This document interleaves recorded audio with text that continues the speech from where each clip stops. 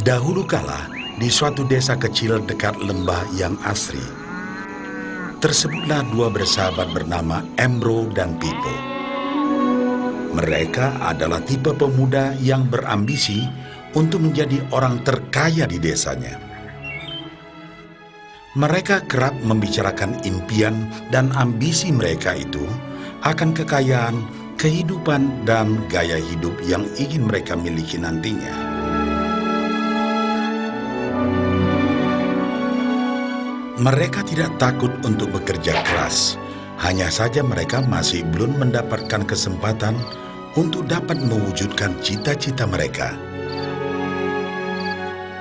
Tanpa putus asa, mereka terus mencari dan mencoba gagasan-gagasan baru untuk mendapatkan kesempatan tersebut.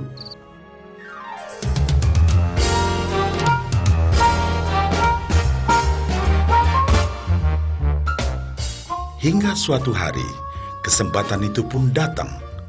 Desa mereka membutuhkan lebih banyak air. Oleh karena itu, kepala desa mempekerjakan Embro dan Pipo untuk mengambil air dari mata air di gunung untuk dibawa ke tempat penampungan di desa. Mereka akan dibayar sesuai dengan banyaknya air yang dapat mereka bawa. Maka mereka berdua pun menyambut dengan baik kesempatan ini. Embro dan Pipo pun segera melaksanakan pekerjaan tersebut dengan bersemangat. Setiap hari, sejak pagi hingga sore, mereka bergegas menuju mata air dengan membawa ember masing-masing. Mereka bekerja keras untuk membawa air sebanyak mungkin ke tempat penampungan air di desa.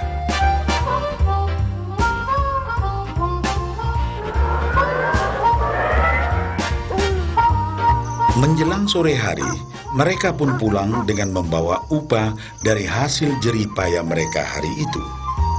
Embro merasa puas sekali dengan pekerjaannya itu dan besarnya upah yang ia dapatkan.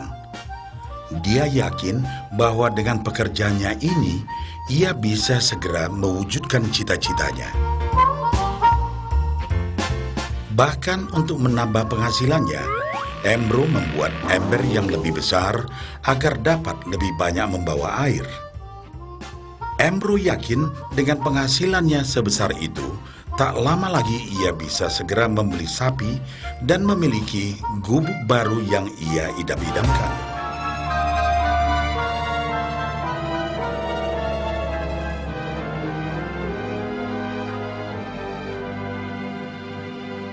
Lain halnya dengan Pipo. Dia merasa tidak nyaman dengan cara yang mereka lakukan itu. Ia mencari cara yang lebih nyaman untuk mendapatkan lebih banyak uang. Suatu hari, Pipo mendapat sebuah gagasan.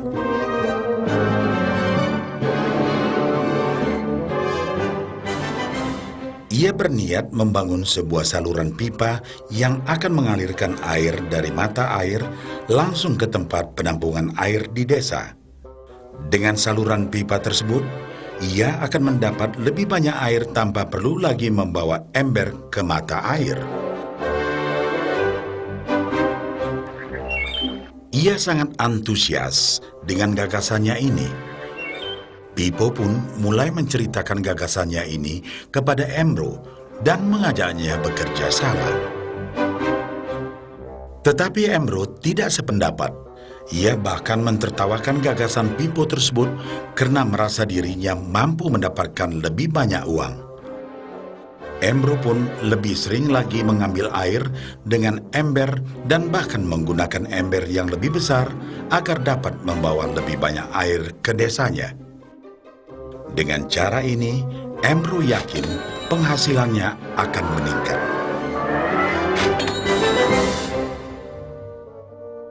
Pipo akhirnya memutuskan untuk mewujudkan sendiri gagasannya itu.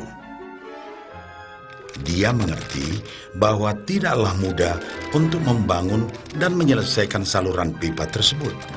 Dibutuhkan beberapa tahun untuk bisa menyelesaikan dan menikmati hasilnya. Namun tekadnya telah bulat. Ia pun tetap bekerja mengangkat air dengan ember setiap hari seperti biasa. Tetapi di akhir minggu dan setiap ada waktu luang, Pipo bekerja keras menggali tanah yang banyak berbatu untuk membangun saluran pipanya. Pada bulan-bulan pertama, hasilnya hampir tidak kelihatan. Orang-orang desa mulai banyak mentertawakan dan mencemooh Pipo.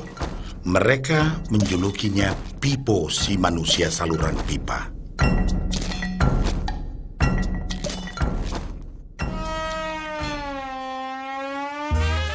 Sementara itu, penghasilan Embro telah meningkat 2 kali lipat. Ia sudah berhasil membeli sapi dan memiliki gubuk baru yang lebih besar. Gaya hidupnya pun sudah mulai berubah.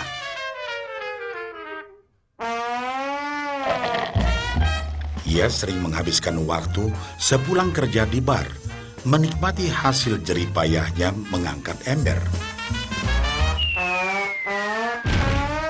Namun, tanpa disadari, badan Embro kini mulai jadi bungkuk karena begitu beratnya ia harus mengangkat ember besar setiap hari. Raut mukanya pun terlihat kelelahan.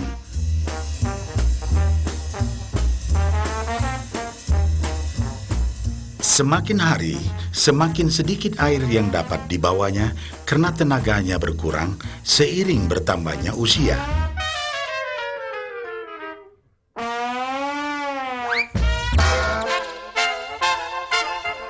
Bulan berganti bulan, tahun berganti tahun. Dan akhirnya, Pipo berhasil menyelesaikan saluran pipanya.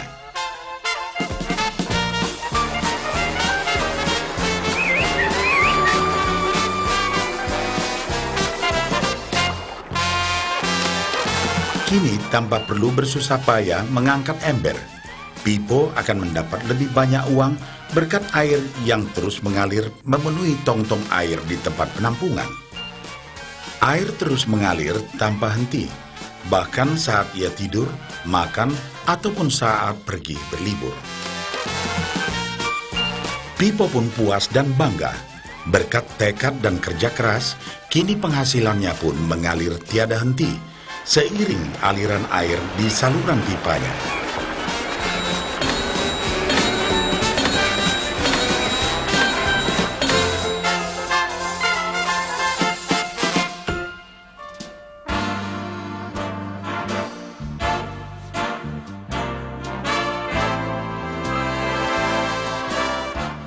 Setelah melihat cerita Embro dan Pipo, kita sadari bahwa cerita mereka menggambarkan kehidupan kita.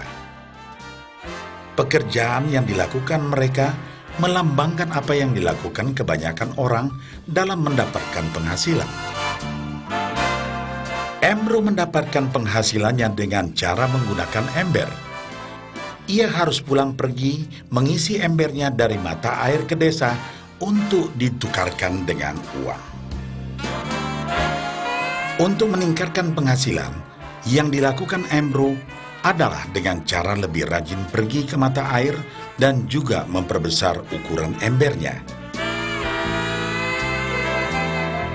Dalam kehidupan yang nyata, sangatlah normal kalau kita ingin meningkatkan penghasilan, kita harus bekerja lebih keras. Misalnya, dengan bekerja lembur atau mungkin mendapatkan pekerjaan tambahan. Kita juga dapat memperbesar ember kita, yaitu dengan menerima posisi pekerjaan yang lebih tinggi. Sebagian besar dari kita menukarkan waktu kita untuk mendapatkan uang. Seperti juga Embro, kita pun memiliki waktu yang terbatas untuk dibarterkan menjadi uang.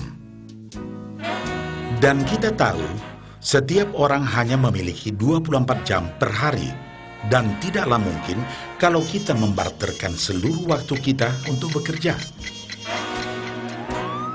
Dan yang lebih sulit lagi, yaitu jika kita tak mampu lagi membarter waktu kita, karena alasan usia, kesehatan, ataupun alasan lainnya sehingga penghasilan kita terhenti sama sekali. Tetapi coba perhatikan apa yang dilakukan Pipo. Secara bijaksana, Pipo tidak membarterkan seluruh waktunya hanya untuk mendapatkan penghasilan yang terbatas. Tetapi dia menggunakan sebagian waktu yang dimilikinya untuk membangun saluran pipa, karena dia tahu bahwa saluran pipa ini akan mendatangkan penghasilan yang berkesinambungan tanpa dia harus membarterkan seluruh waktunya. Dia tahu bahwa suatu hari nanti, mungkin karena alasan usia atau kesehatan, dia akan tidak dapat lagi membarterkan waktunya dengan uang. Sedangkan ia mampu mewujudkan gagasan saluran pipanya itu, dia hanya perlu bekerja keras sekali saja untuk membangun saluran pipa. Setelah saluran pipa selesai, maka penghasilan akan terus mengalir bagi Pipo. Pipo telah menunjukkan kepada kita bahwa untuk mendapatkan penghasilan, kita tidak selalu harus dengan cara barter waktu dengan uang. Ada cara lain yang lebih baik. Bagaimana dengan Anda?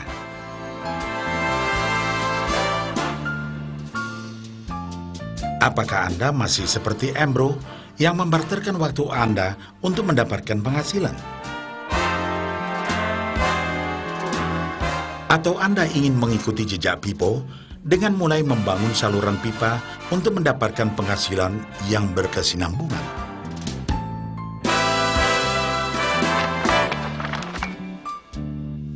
Jika Anda tertarik dengan gagasan saluran pipa, hubungi orang yang meminjamkan VCD ini agar Anda dapat segera mulai membangun saluran pipa penghasilan Anda saat ini juga.